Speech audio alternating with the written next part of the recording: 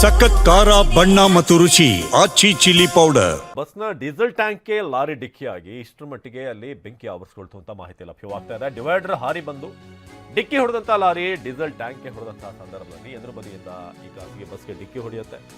ಅಪಘಾತವಾದಂತಹ ಕೆಲವೇ ಕ್ಷಣಗಳಲ್ಲಿ ಬಸ್ನ ತುಂಬಾ ಬೆಂಕಿ ಹೊತ್ಕೊಳ್ಳುತ್ತೆ, ಅದು ಬೆಂಕಿ ಆವರಿಸುತ್ತೆ. ನೋಡ್ತಿದ್ದ ಹಾಗೇನೆ ಹೊತ್ತಿ ಉರಿದಂತಹ bus Seabird sleeper coach bus ದಗದಗಿಸಿದೆ. ಬಸ್ಗೆ ಗುದ್ದಿದಂತ ಲಾರಿಗೂ ಕೂಡ ಬೆಂಕಿ ಹೊತ್ತಿ ಬಸ್ ಲಾರಿ ಕೂಡ ಅಲ್ಲಿ ಹೊತ್ಕೊಂಡಿದೆ ಅಂತ ಗೊತ್ತಾಗಿದೆ. ಬೆಂಕಿ ಹೊತ್ಕೊಂಡಿತ್ತು. 32 ಸೀಟ್ ಕೆಪಾಸಿಟಿ ಇದ್ದಂತ ಬಸ್ ಇದು. ಇಷ್ಟೊತ್ತಿಗೆ ಎಲ್ಲರೂ ಕೂಡ ತಮ್ಮ ಊರುಗಳನ್ನ ಸೇರ್ಕೋಬೇಕಾಗಿತ್ತು. ಎಲ್ಲವೂ ಕೂಡ ಸರಿಯಾಗಿದ್ದಿದ್ರೆ ಅಥವಾ ಜಸ್ಟ್ ಒಂದು ಸೆಕೆಂಡ್ಸ್ ಅಲ್ಲಿ ಏನಾದರೂ ಪಾಸ್ ಆಗಿದ್ರೆ ಬಸ್. ಆದರೆ ವಿಧಿ ಹೇಗಿತ್ತು ಅಂತಂದ್ರೆ ಕ್ರಿಸ್ಮಸ್ ರಜೆಗೆ ಅಂತ ಊರಿಗೆ ಹೊರಟಿದ್ರು. ಭೀಕರ ಅಪಘಾತಕ್ಕೆ ಖಾಸಗಿ ಬಸ್ ಏನಿದೆ ಹೊತ್ತಿ ಉರಿದಿದೆ. ಈ ದಿವಸ ಬೆಳಗಿನ ಜಾವ ಸುಮಾರು 2 ಗಂಟೆಯ ವೇಳೆಗೆ ಬೆಂಗಳೂರಿನಿಂದ ಗೋಕರ್ಣಕ್ಕೆ ಹೋಗ್ತಾ ಇದ್ದಂತಹ ಸೀಬರ್ಡ್ ಬಸ್ಗೆ ಜವಗೊಂಡನಹಳ್ಳಿ ಬಳಿ ಎದುರುಗಡೆಯಿಂದ ಬರ್ತಾ ಇದ್ದಂಥ ಒಂದು ಕಂಟೈನರ್ ಗಾಡಿ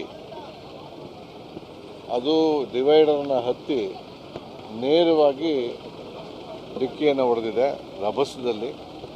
ಬಹುಶಃ ನಮ್ಮ ಇದುವರೆಗಿನ ತನಿಖೆ ಏನು ಹೇಳ್ತಾ ಇದೆ ಅಂತ ಹೇಳಿದ್ರೆ ಅದು ನೇರವಾಗಿ ಡೀಸೆಲ್ ಟ್ಯಾಂಕ್ಗೆ ಹೊಡೆದಿರ್ಬೋದು. ಡೀಸೆಲ್ ಟ್ಯಾಂಕ್ ಲೀಕ್ ಆಗಿ ನಂತರ ಬೆಂಕಿ ಉಂಟಾಗಿ ಈ ಬೆಂಕಿಯ ಜ್ವಾಲೆಯಿಂದ ಒಳಗಡೆಯಿಂದ ಕೆಲವರು ಪ್ಯಾಸೆಂಜರು ತಪ್ಪಿಸ್ಕೊಂಡಿದ್ದಾರೆ.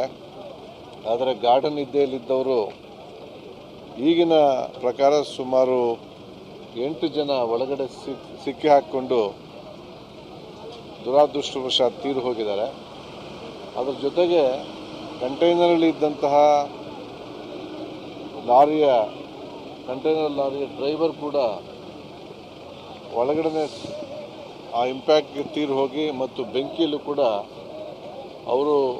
ಡ್ರೈವರ್ ಕೂಡ ಸತ್ತು ಹೋಗಿದ್ದಾರೆ. ಒಟ್ಟು ಇದುವರೆಗೆ ನಮಗೆ 9 ಒಂದು ಕಂಟೈನರ್ನ ಡ್ರೈವರ್ ಮತ್ತು 8 ಜನ ಪ್ಯಾಸೆಂಜರ್ಸ್ ಅನ್ನುವ ಒಂದು ಪ್ರಾಥಮಿಕ ತನಿಖೆಯಿಂದ ಗೊತ್ತಾಗ್ತಾ ಇದೆ. ಉಳಿದಂತೆ ಗಾಯಾಳುಗಳು 12 ಜನ ಹಿರಿಯೂರಿಗೆ, 9 ಜನ ಶಿರಾ ಮತ್ತು 3 ಜನ ತುಮಕೂರಿಗೆ ಹೋಗಿದ್ದಾರೆ.